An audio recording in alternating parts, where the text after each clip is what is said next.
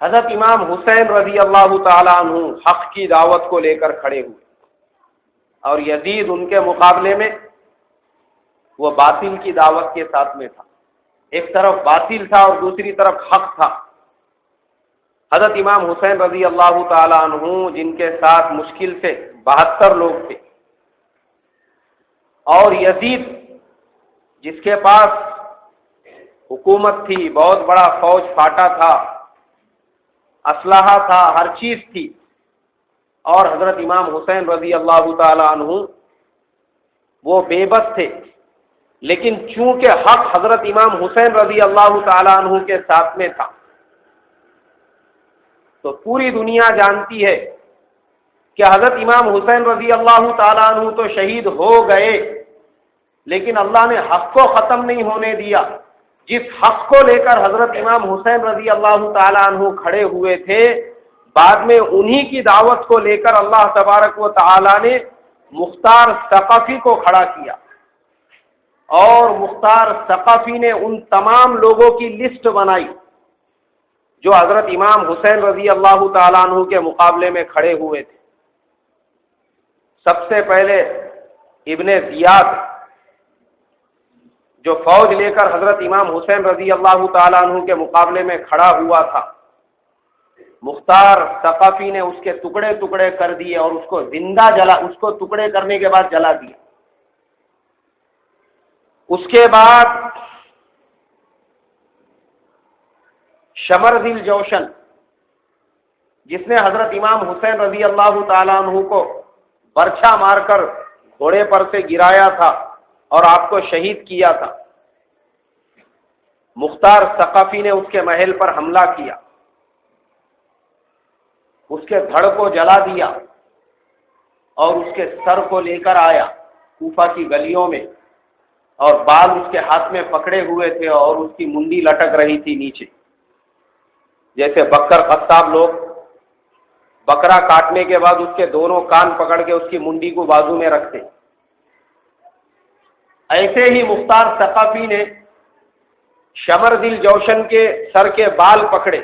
اور پورا کوفہ یہ دیکھ رہا تھا کہ یہ شمر کا سر ہے جس نے حضرت امام حسین رضی اللہ تعالیٰ عنہ کو شہید کیا تھا۔ پھر اس نے ایک برچھا منگایا، اور برچھا منگانے کے بعد شمر کا جو سر تھا وہ برچھے میں ڈال دیا،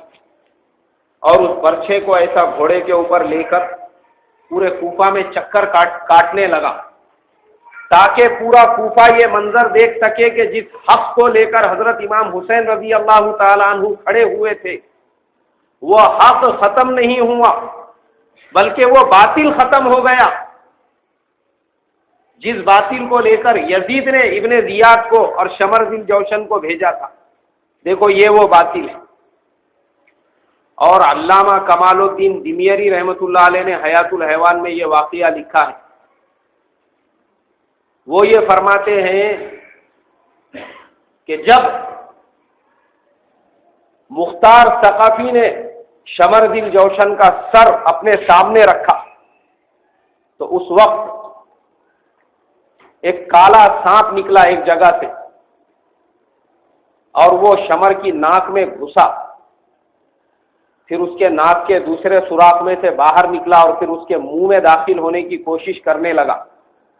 لیکن چونکہ اس کا منہ بند تھا اس لیے اس کے ہونٹوں کو کاٹنے لگا،